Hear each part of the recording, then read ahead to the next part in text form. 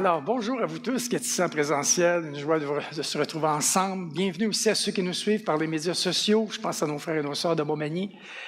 Ce matin, j'ai un message que je considère comme vraiment important. On va parler de combat spirituel. Mon titre, c'est « Quand la tempête se lève ».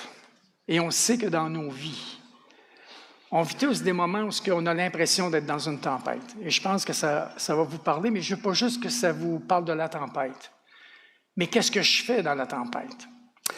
Alors, avez-vous déjà obéi à Dieu et que tout semble s'effondrer autour de vous après, par la suite? Avez-vous déjà fait exactement ce que Dieu vous disait de faire, que vous avez lu dans la parole, vous avez été inspiré, vous dites, bon Seigneur, oui, je vais le faire, je vais aller corriger les choses, pour affronter un vrai désastre par la suite? J'aimerais vous donner quelques exemples. Vous déménagez dans un nouvel endroit pour commencer un nouveau travail. Et 1 an plus tard, votre épouse a contracté des allergies. Vos enfants détestent leur nouvelle école et ils n'arrivent pas à se faire des amis. Et l'entreprise de votre nouvel employeur, ça donne que ça se met à parler très, très bien. Le livre de commandes n'est pas très rempli.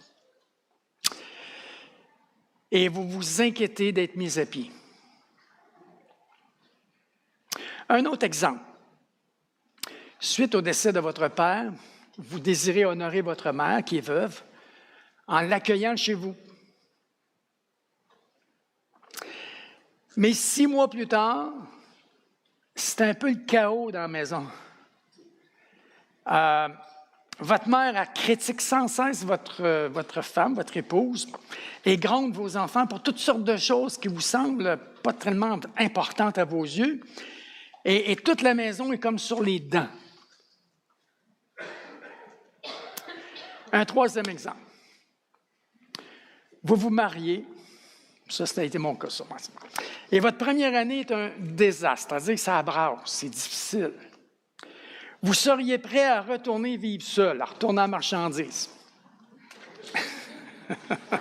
Si ce n'était de Dieu, bien sûr, n'est-ce pas? Tellement c'est différent de ce à quoi vous aviez rêvé.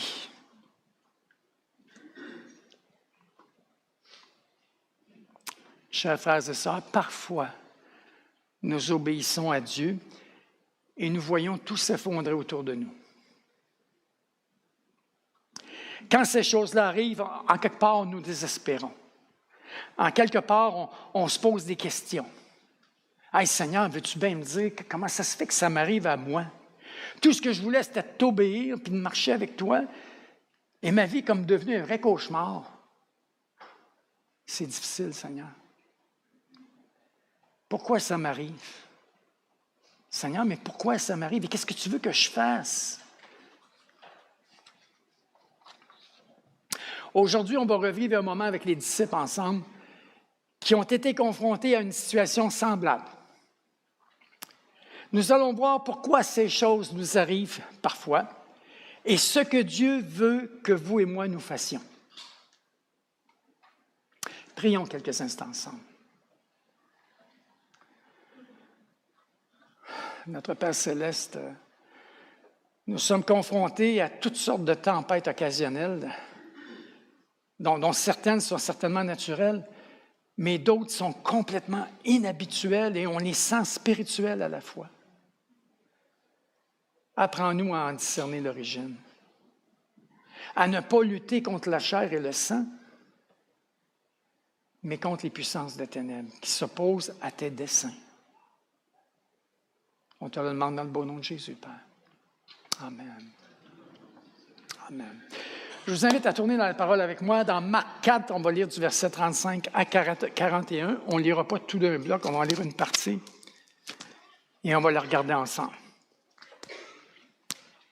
Alors, Marc, au chapitre 4, verset 35, on va lire jusqu'à 38 dans un premier temps.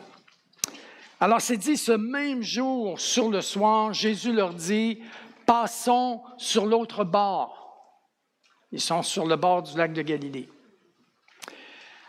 Au verset 36, après avoir envoyé la foule, ils l'amenèrent dans la barque où il se trouvait.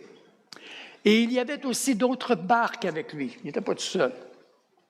Mais il s'éleva un grand tourbillon et les flots se jetaient dans la barque au point qu'elle se remplissait déjà.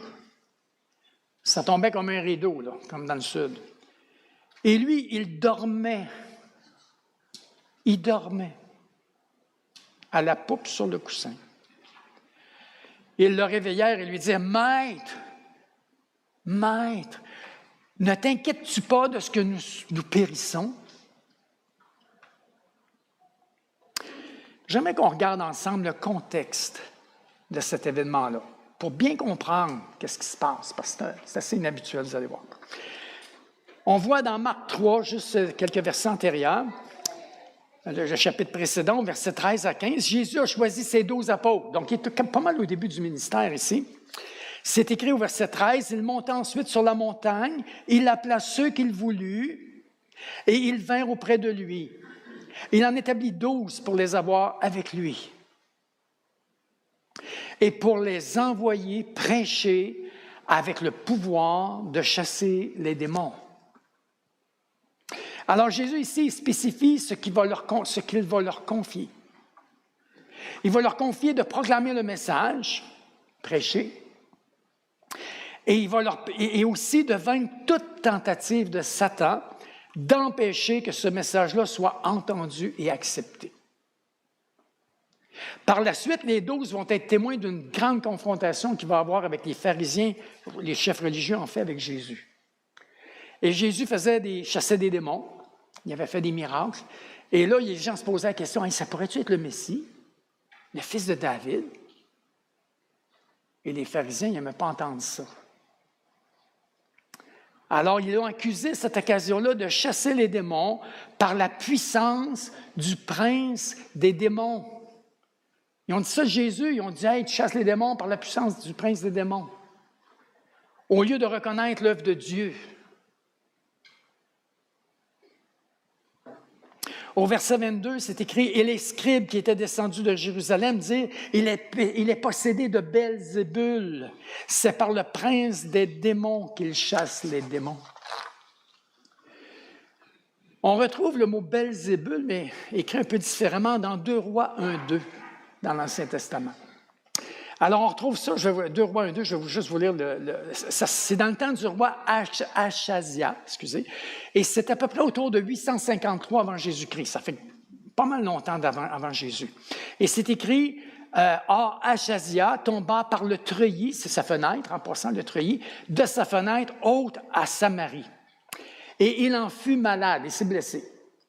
Il fit partir des messagers et leur dit, « Allez consulter Baal-Zébud, Dieu d'Écron, pour savoir si je guérirai de cette maladie. »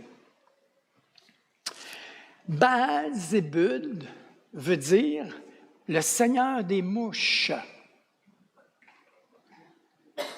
C'était une divinité adorée par les Philistins, un des principaux ennemis d'Israël, pour obtenir la guérison des maladies causées par les mouches. Il y a beaucoup de maladies qui sont causées par des maringouins, les mouches. Des maladies contagieuses. Alors, eux autres, ils consultaient ce Dieu-là. C'était le Dieu de guérison pour tout ce qui venait des mouches, les maladies contagieuses. Après l'époque des Philistins, on dit que les Juifs ont changé son nom en Béelzébul et non Belzébul, qui signifie le Seigneur de souillure, qui est employé comme qualificatif de Satan. Alors, ils ont dit, c'est par le Seigneur des souillures, c'est par le prince des démons qui chasse les démons. C'était grave ce qu'ils venaient de dire là, vraiment grave. Jésus leur déclare qu'ils vont trop loin. C'est un point de non-retour. Au verset 29 et 30, il dit que quiconque blasphémera contre le Saint-Esprit n'obtiendra jamais de pardon. Il est coupable d'un péché éternel. Jésus parlant ainsi parce qu'il disait « il est possédé d'un esprit impur », au lieu de reconnaître l'œuvre de Dieu. Alors, ce péché-là était de tomber sur cette génération-là, en passant là. En fin de compte, ce qui se passe, c'est que Dieu n'a plus rien à leur offrir. Dieu n'a plus rien à offrir à cause de leur rejet catégorique, parce que Jésus est la réponse de Dieu pour le salut de tous les hommes. Alors Jésus va leur révéler qu'à partir de ce moment-là, que le royaume ne sera plus limité aux Juifs.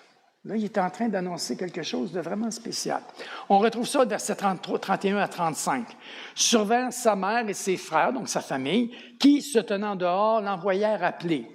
La foule était assise autour de lui et on lui dit, « Hey, ils sont dans une maison ici, là. » Il dit, « Voici, ta mère et tes frères sont dehors, puis ils te demandent, ils voudraient te voir. » Et il répondit, « Qui est ma mère et qui sont mes frères? » Puis, jetant les regards sur ceux qui étaient assis autour de lui, « Voici, dit-il, ma mère et mes frères.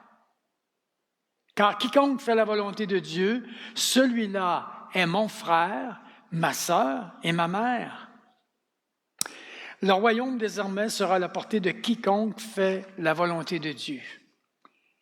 Ensuite, Jésus parle de paraboles qui vont suivre, qui exposent vraiment la mission élargie du royaume.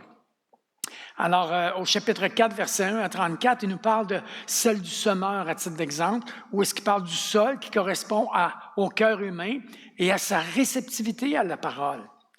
Ensuite, il nous parle aussi de la responsabilité de ceux qui ont cru de ne pas cacher leur foi. Autrement dit, la lampe sur le boisseau, de ne pas cacher cette lampe-là, mais plutôt de l'exposer afin d'éclairer les hommes qui sont autour de nous. Il termine en comparant le royaume à la croissance d'un grain de sénévé, le petit grain de moutarde. Cette petite graine qui se développe jusqu'à devenir un arbuste assez grand pour que les oiseaux puissent y nicher. Chers frères et sœurs, c'est à partir de là que Jésus va prêcher aux gentils, comme aux Juifs. Les disciples obéissent à Jésus et se retrouvent au sein d'une tempête qui menace leur vie et les fait paniquer. Marc 4, versets 34, 35 et 36 nous dit ceci. « Ce même jour, sur le soir, Jésus leur dit, « Passons de l'autre côté. » Après avoir envoyé la foule, ils l'amenèrent dans la barque où il se trouvait, et il y avait aussi d'autres barques avec lui. En disant ce même jour, sur le soir, c'est comme si Jésus parlait d'une continuité de son enseignement du jour. Et on voit que les 12 apôtres vont obéir parce qu'ils obéissent à l'ordre de traverser la mer de Galilée. L'autre bord, l'autre rive, mais c'est le pays des Gadaréniens. C'est des non-juifs, c'est des gentils qui sont là. Jésus vise un but bien précis, porter l'Évangile aux gentils. Maintenant, comment peut-on savoir cela? Venez avec moi dans Marc 5 au verset 11. C'est dit, il y avait là, vers la montagne, un grand troupeau de pourceaux qui paissaient. C'est important de savoir que les Juifs n'élevaient pas de porc, parce que Dieu leur avait fait savoir que le porc était impur. Et les Israélites ne mangeaient absolument pas de porc, tout simplement. Maintenant, j'aimerais attirer votre attention sur une remarque spéciale de Marc ici, quand il dit « il y avait aussi d'autres barques avec lui ». Étonnamment, il ne dit pas un mot par la suite de ces barques-là. Il ne nous dit pas ce qui est arrivé. Et on peut se poser la question, mais pourquoi Marc les mentionne? Au verset 37, il s'éleva un grand tourbillon et les flots se jetaient dans la barque au point qu'elle se remplissait déjà. Les 12 ont bien essayé de vider le bateau pendant que ça se remplissait, mais il n'y avait rien à faire. Là. Ils n'y arrivaient pas. Là. Ça allait beaucoup plus vite que ce qu'ils étaient capables de vider. Alors là, ils sont vraiment en panique parce qu'ils réalisent qu'ils risquent de couler puis périr, parce que la plupart des gens ne savaient pas nager, même si c'était des gens qui naviguaient beaucoup. Maintenant, j'aimerais vous faire remarquer qu'il y a 5, sur les 12 apôtres, il y en a 5 qui étaient des habitués de la pêche sur le lac de Galilée. Donc, ce n'était pas des nouveaux sur le lac. Ils savaient le genre de tempête qui pouvait se produire parce que, si je me souviens, je pense au-delà de 200 mètres en dessous du niveau de la mer.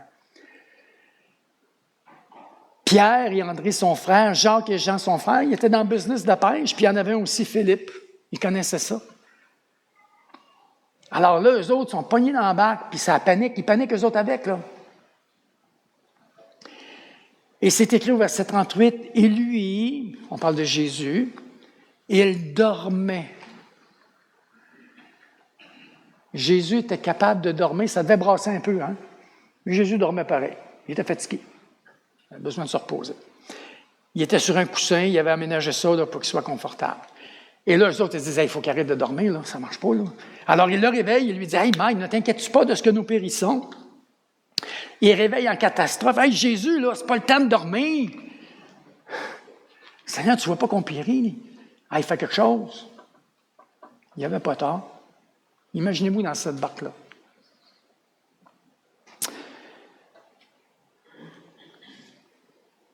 Ces choses-là peuvent arriver du fait que Satan essaie d'entraver les desseins de Dieu. Au verset 39 à 41, on va aller un petit peu plus loin. Jésus s'étant réveillé, il menaça le vent, il dit à la mer, « Silence, tais-toi !» Et le vent cessa et il y eut un grand calme. Imaginez la scène, là. Puis il leur dit, « Mais pourquoi avez-vous si peur? Comment n'avez-vous point de foi? » Il lui fait des reproches ici. Ils furent saisis d'une grande frayeur. Ça aussi, c'est spécial. Et ils se dirent les uns aux autres, « Mais quel est donc celui-ci à qui obéissent même le vent et la mer? » Intéressant, hein? Paniquant. Ah, il est spécial, le monsieur, là. C'est dit qu'une fois réveillé, il menaça le vent. Dans la version Sommeur, c'est dit qu'il parla sévèrement. Il n'a pas parlé avec douceur, là, ici, là. De toute façon, le vent, ça devait être assez bruyant. Jésus a parlé plus fort que le vent. Et il dit à la mer, aux vagues, de se taire, et elle se calma. J'aimerais vous faire remarquer que ce n'est pas tellement naturel de parler à des éléments. Normalement, on parle à des personnes, hein? Mais Jésus parle au vent, puis il parle à la mer, au lac, aux vagues. Et le mot qui est là, c'est le mot épitimao, le mot grec, épitimao. Et cela s'applique, en fait, normalement, on utilise ce terme-là pour lorsqu'on s'adresse à une personne et non à des choses inanimées. Mais Marc utilise ce terme-là par rapport au vent et à la mer. Alors, un peu plus loin, on voit que Marc va utiliser 2 fois le terme épitimao, 2 autres fois, puis c'est 2 fois où est-ce que Jésus réprimande des démons.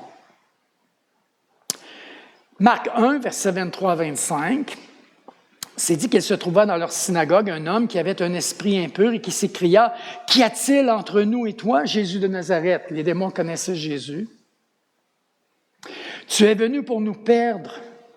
Je sais qui tu es, le Saint de Dieu avec S majuscule. » Il disait la vérité, là, ici.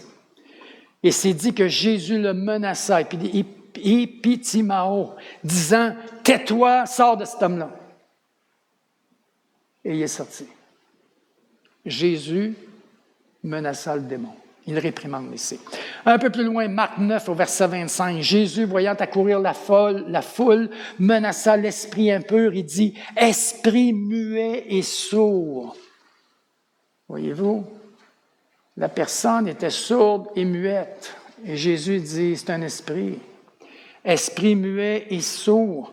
Je te l'ordonne, sors de cet enfant et n'y rentre plus. » Épitimao, il menaça. Alors Jésus utilise le même terme parce qu'il menace des démons. Alors, dans chacun des cas, c'est le cas.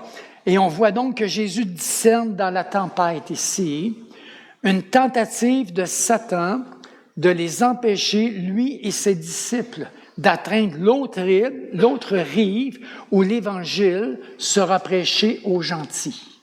C'était le but de Jésus. Ce n'est pas une tempête naturelle, frères et sœurs. C'est une tempête démoniaque. Rappelons-nous cette étrange remarque que Marc avait fait au début. Et pour moi, c'est un indice. Il avait dit au verset 36, il y avait aussi d'autres barques autour de lui. Quand Jésus s'était lancé avec les apôtres sur la mer, sur le lac, c'était beau. N'est-ce pas étonnant de voir que d'autres marins expérimentés ont interprété l'apparence du ciel comme idéal pour prendre la mer, aller pêcher, aller naviguer ou faire de la voile?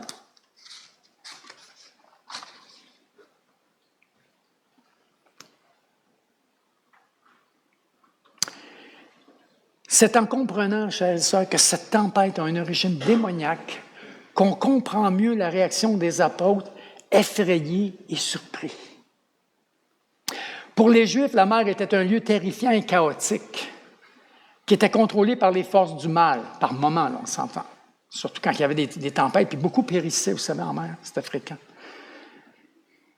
Il faut réaliser que la capacité du Seigneur à soumettre ses forces était la preuve même de son règne souverain. Ils ont vu que Jésus, les éléments lui avaient obéi, juste par sa parole. Dans 1 Jean, chapitre 3, verset 8, c'est écrit que le Fils de Dieu a apparu afin de détruire les œuvres du diable. Et c'est la raison pourquoi Jésus est venu, entre autres. Pour nous sauver, bien sûr, mais il est venu détruire les œuvres du diable. Pour nous, il faudrait être capable parfois, ce n'est pas toujours le cas là, il faudrait être capable parfois de voir que nos difficultés peuvent être une tentative de Satan d'entraver ce que Dieu veut faire par nous.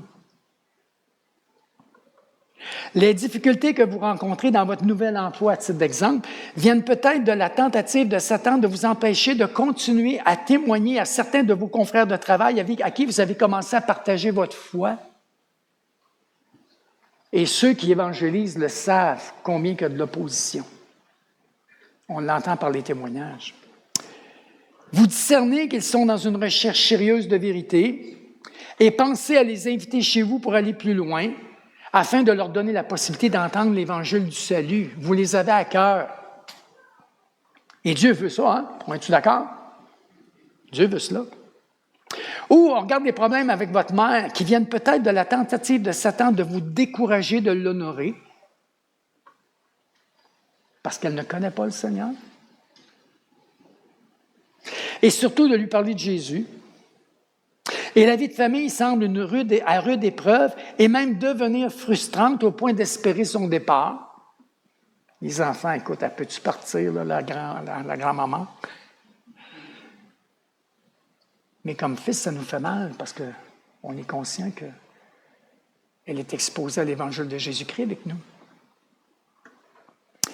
La confusion dans votre couple vient peut-être de la tentative de Satan de vous éloigner l'un de l'autre,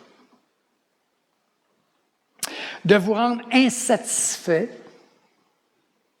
et d'en vouloir à Dieu de ce qui vous semble être un mariage qui est manqué. Vous êtes en train de réfléchir. Seigneur, pourquoi? J'ai voulu t'obéir, mais pourquoi tout semble en chaos? L'autre point, c'est nous devons résister aux efforts de Satan et croire dans la puissance de Dieu. On l'a chanté ce matin, dans plusieurs des chants. Le chanter et le vivre, c'est deux choses. Mais nous devrions le chanter et le vivre. Nous devrions, quand nous lisons la parole, la croire de la même manière.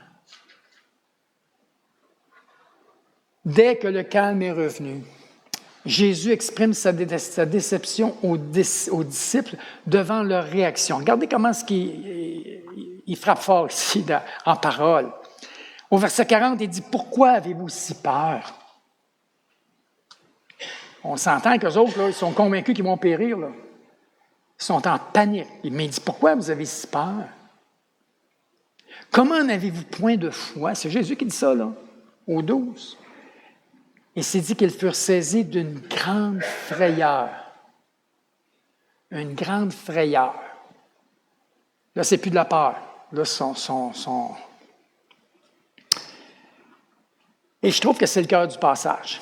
Mais de quelle foi, c'est quoi cette foi-là que Jésus dit qu'ils n'ont pas? Il faut se poser la question, Seigneur, est-ce qu'il me manque cette foi-là, moi, dans certaines circonstances de ma vie? Ce que Jésus leur dit, ne saisissez-vous toujours pas ce que je vous enseigne? Ne croyez-vous toujours pas quand je vous dis que vous avez le pouvoir de vaincre l'opposition de Satan? Il nous a dit qu'on avait le pouvoir de marcher sur les serpents et les scorpions. Vous auriez dû réaliser que cette violente tempête était anormale. Ce n'était pas une tempête naturelle. C'était une attaque démoniaque. Je vous avais dit que cela arriverait et que vous aviez la capacité de gérer ça. C'est ça que Jésus leur dit. C'est pour ça qu'il les réprimande en quelque part. Ne comprenez-vous pas la puissance que je vous ai donnée? Ça peut-il nous arriver, nous, de ne pas comprendre cette puissance-là? De ne pas discerner d'où vient la tempête et de se mettre à lutter contre la chair et le sang. « Bien, écoute, maman, mais on n'est plus capable de te supporter. Trouve-toi un appartement. » Ou on choisit de dire à notre conjoint, « Écoute, regarde, on va prendre un temps à part, là, on va se donner 3 mois. » Puis ils ne reviennent pas ensemble. Vous me suivez? C'est des attaques de l'ennemi. Il faut savoir discerner ces choses-là. Jésus a dit, « Pourquoi m'avez-vous réveillé? Vous auriez dû gérer cela vous-même. » Ils auraient pu, c'est ce que Jésus est en train de leur dire. Mais c'est tout un apprentissage pour les apôtres que cette expérience-là. Ce n'est pas le fait que Jésus était dans la barque qu'il courait aucun danger. Parce que souvent, on est porté à penser ça. Ben, Jésus était dans la barque, il n'aurait pas dû s'énerver. Mais ce n'est pas ça, pas tout. À la fin du récit, ils furent saisis d'une grande frayeur. Les apôtres sont remplis de terreur quand ils découvrent ces nouvelles dimensions de l'identité de Jésus.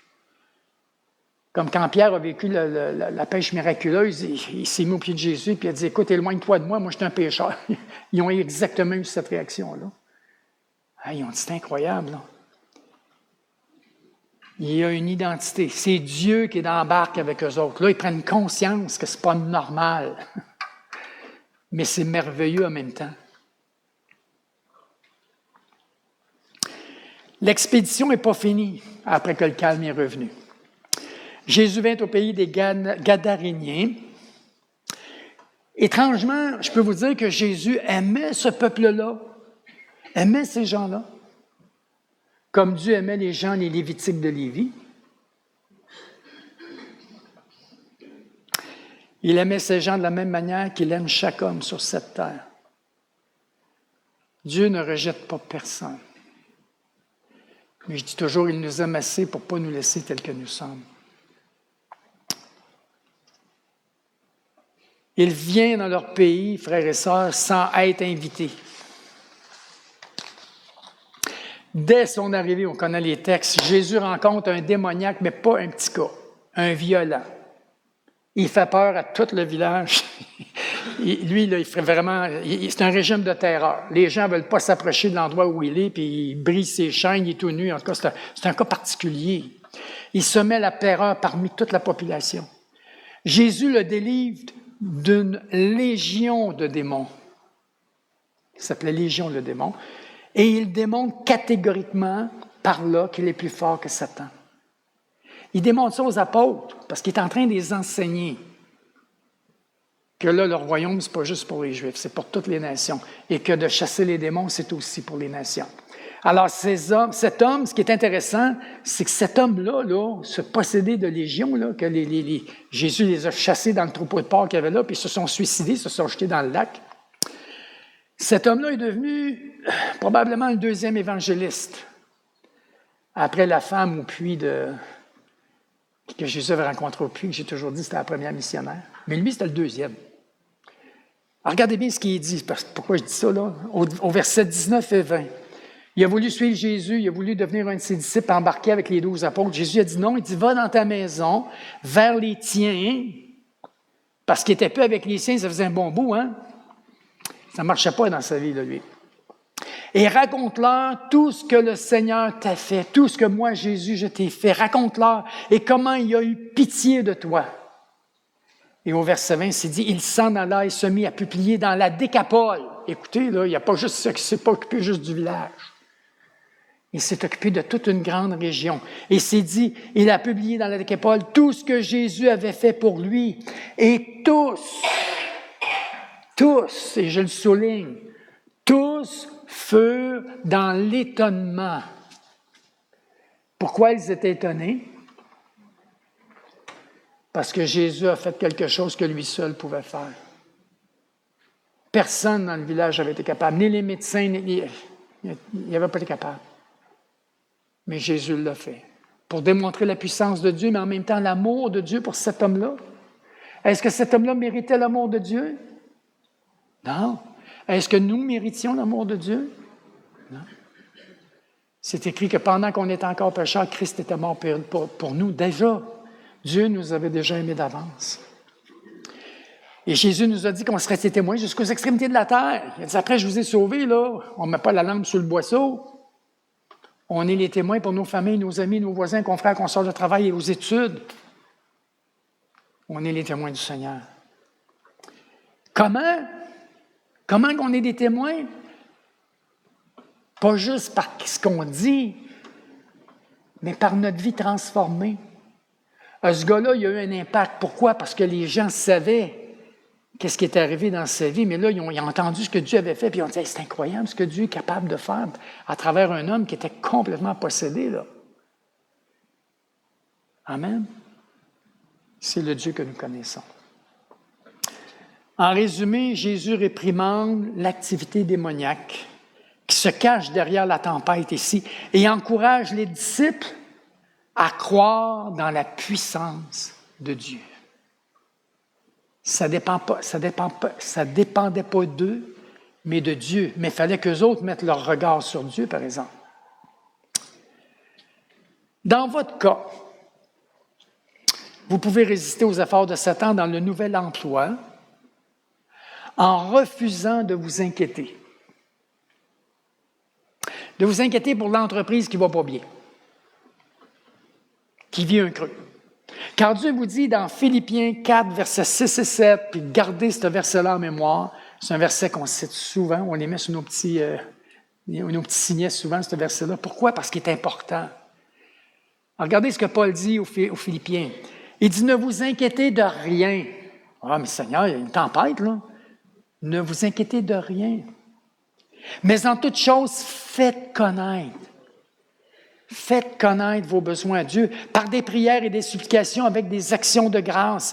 Et la paix, voyez-vous le résultat? Il ne dit pas que ça va tout se régler tout de suite, c'est pas ça qu'il dit. Il dit, et la paix de Dieu qui surpasse toute intelligence, qu'il n'y a rien de rationnel là-dedans. C'est surnaturel, la paix de Dieu. J'y fais confiance parce que je sais qu'il est vivant et je le sais qu'il sait ce qui est bon pour moi. Et comment il veut intervenir, lui le sait. J'ai à dépendre de lui dans ma foi.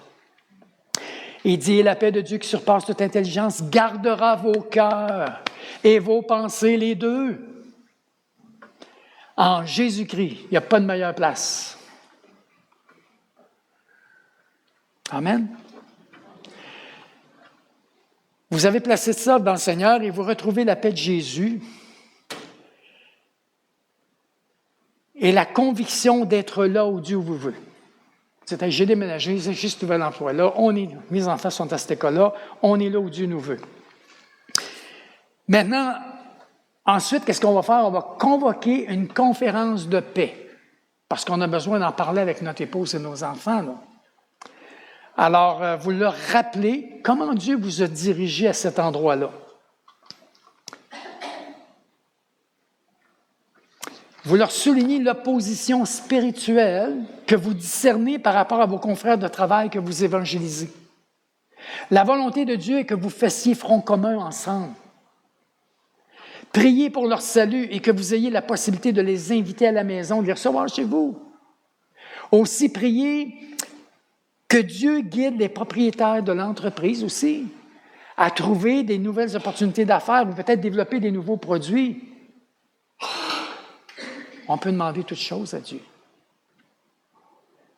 Demandez à Dieu que votre épouse soit guérie de ses allergies, ça aussi. On prie souvent pour les guérisons, n'est-ce pas? Priez pour que les enfants voient les points positifs de leur nouvelle école et de leurs enseignants et qu'ils les guident pour se faire des nouveaux amis à l'école, mais comme dans l'Église aussi.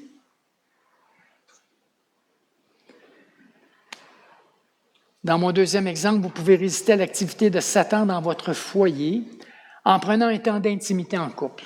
Parce que ça a mis le couple à dure épreuve, hein? La maman qui vient vivre avec nous. En laissant peut-être votre mère à une de vos sœurs qui pourra la garder temporairement. Et vous prenez le temps de faire réaliser à votre famille que votre mère n'est pas sauvée. Et que son vieillissement et ses maladies la rendent un petit peu plus grincheuse. Alors, on se souvient de M. Ferrero, il disait ça souvent. Il disait qu'en vieillissant, il était devenu plus grincheux. Mais je pense que... C'est-tu mon cas, moi, chérie? Est-ce que... Je m'en rends pas compte, là. J'espère que non. Dieu vous appelle à l'honorer, votre mère. C'est ce que Dieu nous dit dans sa parole, d'honorer notre mère. Comment? En prenant soin. Elle est veuve, c'est nouveau. Qu'elle est grincheuse, mais elle ne connaît pas le Seigneur. L'important, c'est qu'elle découvre le Seigneur. Elle va donner pas mal moins grincheuse avec le Seigneur. Comment ensemble prier pour son salut? Comment intervenir avec amour et patience avec elle en étant des témoins pour le Seigneur? Parce qu'on est toute la famille des témoins pour le Seigneur là-dedans. Quelles règles de fonctionnement établir avec elle, avec son consentement bien sûr, pour le maintien de l'harmonie et du respect mutuel dans la famille? Quand j'étais jeune, on a gardé très longtemps mon grand-père et ma grand-mère. Je peux vous dire que ça a été très difficile parce qu'il n'y avait pas d'harmonie. Mais on ne connaissait pas le Seigneur. Et aujourd'hui, je regarde ça, je me dis c'est de valeur. Parce que c'était beaucoup de la chicane, beaucoup de critiques et c'était triste parce qu'on les gardait pour bien faire. Il n'y avait pas de résidence pour les personnes âgées à l'époque. Mais on ne les gardait pas avec le cœur. Comprenez ce que je veux dire? On les gardait parce que c'était une nécessité. Pour votre couple, vous pouvez résister à l'intrusion de Satan dans votre couple. Là, je parle parce que c'est des réalités. Ce que je raconte là, c'est des exemples, là, mais c'est des réalités de vie. Là. Et je peux vous dire que les couples sont mis à rude épreuve aujourd'hui. J'ai parlé de la technologie récemment, ça en est un des exemples, mais beaucoup d'épreuves. Alors, une des choses que le mari doit faire, ici je parle du mari parce que c'est la situation, c'est important, frère, d'arrêter de fuir. Parce que notre tendance va être de fuir dans le travail.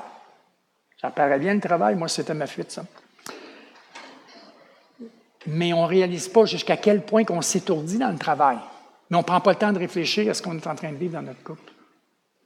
On peut fuir avec des amis à faire du sport ou d'autres choses. On peut fuir ou on peut ne pas fuir, mais attaquer notre épouse, puis la critiquer sans cesse, en lui faisant des reproches constants. Si c'est votre cas, ça peut être monsieur ou madame, là, dans le fond ici, demandez pardon à Dieu. Reconnaissez-le, demandez pardon à Dieu. Reconnaissez que vous n'arrivez pas à rejoindre le cœur de votre conjoint pour la comprendre ou le comprendre. Vous voyez la paille qui est dans ses yeux facilement, mais ne discernez pas la poutre que vous avez dans le vôtre. Allez vers votre épouse et dans la tranquillité, demandez-lui pardon pour votre endurcissement, pour votre fermeture, pour la colère cachée dans vos fuites, dans le travail, les jeux, les réseaux sociaux, peu importe ce que vous avez fait. Reconnaissez votre péché envers Dieu et voyez le terrain que vous avez cédé à l'ennemi. Dites-lui, chérie, j'avais même arrêté de prier pour toi. Frère, Dieu nous demande de prier pour nos épouses et nos enfants. Le faites-vous? Frère, si vous avez arrêté de prier, ou sœur, si vous avez arrêté de prier pour votre mari, s'il vous plaît, intercédez régulièrement. Régulièrement. On est attaqué spirituellement de toutes sortes de manières. Et c'est constant dans notre monde. Et ce n'est pas juste avec la technologie ici.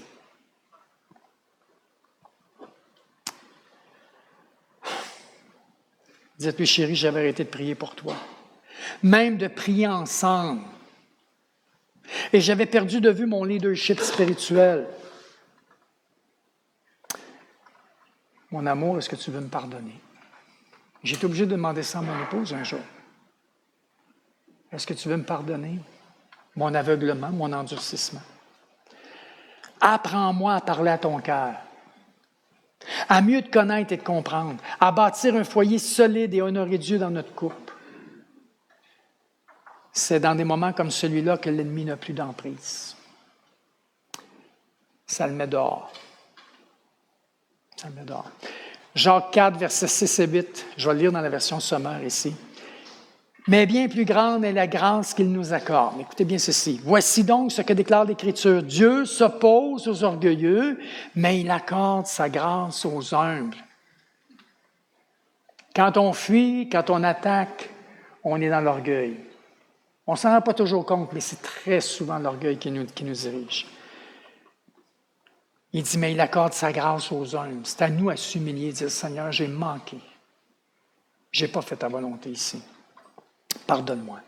Et c'est écrit, soumettez-vous donc à Dieu, résistez au diable, et il fuira loin de vous. Approchez-vous de Dieu, il s'approchera de vous. Alors, on a un pas à faire en premier. Approchez-vous de Dieu. Et en me rapprochant de Dieu, il s'approche de moi en même temps. N'est-ce pas ce que nous avons besoin? Dans les tempêtes, approchons-nous de Dieu. Quand la tempête se lève, en conclusion, parfois nous obéissons à Dieu et nous voyons tout s'effondrer autour de nous. Parfois, ça arrive. Il y a 3 choses à considérer ce matin. Rappelons-nous des disciples qui ont obéi à Jésus et se sont retrouvés au sein d'une tempête qui menaçait leur vie et les a fait paniquer. Souvenons-nous de cet événement-là. Deuxièmement, que ces choses peuvent arriver dû au fait que Satan essaie d'entraver les desseins de Dieu, les plans de Dieu dans votre vie. Troisièmement, que nous devons résister au diable, résister aux efforts de Satan et croire dans la puissance de Dieu. J'aimerais vous laisser sur quelques questions de réflexion pour vos petits groupes. Et si vous n'êtes pas en petit groupe, prenez le temps d'y réfléchir, méditez ces choses-là. Premièrement, quelle fut la raison pour que cette tempête sur le lac de Galilée, j'ai fait une faute ici, ne soit pas naturelle, mais démoniaque? C'était quoi la raison? Parce qu'il y avait une raison à ça. Deuxièmement, comment pouvez-vous discerner des choses, c'est-à-dire peuvent arriver du fait que Satan essaie d'entraver les desseins de Dieu pour votre vie? Rappelez-vous une de ces situations-là dans votre vie, que vous ne l'aviez peut-être pas vue, mais vous l'avez discernée plus tard, et partagez-la avec votre groupe. Parce que je peux vous dire que ça nous est tout arrivé, qu'on n'a pas discerné que c'était démoniaque, cette histoire-là, que c'était une attaque spirituelle. Troisièmement, que signifie pour vous 1 Jean 3,8? Le Fils de Dieu apparut afin de détruire les œuvres du diable. Et la quatrième réflexion, comment pouvons-nous résister aux efforts de Satan et croire dans la puissance de Dieu? Comment on peut faire ça? L'avez-vous expérimenté? Partagez-le avec votre petit groupe. Courbons nos têtes quelques instants dans la prière.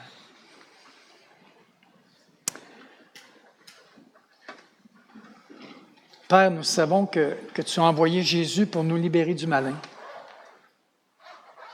et par son sang nous purifier et nous libérer de la puissance du péché et aussi pour détruire toutes les œuvres du diable. Nous réalisons ce matin que nous devons apprendre à discerner l'origine de nos tempêtes. Se lèvent-elles pour faire obstacle à tes desseins ou sont-elles d'ordre naturel peut-être? S'il te plaît, Père, donne-nous de discerner, donne-nous ton discernement et ta sagesse pour les affronter. Et surtout, ne pas laisser la peur nous paralyser, mais plutôt prendre toutes nos armes spirituelles, principalement l'épée de la parole et le bouclier de la foi pour apaiser ces tempêtes-là et éteindre les traits enflammés du malin. Seigneur, tu nous dis de tenir bon dans les mauvais jours avec ces armes-là. Et tu nous dis de tenir ferme après avoir tout surmonté. Nous sommes forts, plus que vainqueurs par celui qui nous fortifie. Jésus-Christ par le Saint-Esprit. Et celui qui est en nous, il est plus fort que celui qui est dans le monde. Béni sois-tu, Jésus, pour ta venue, l'œuvre de la croix et ta vie de résurrection à travers nos vies. Au nom de Jésus-Christ, Yeshua, notre Seigneur et Sauveur. Amen.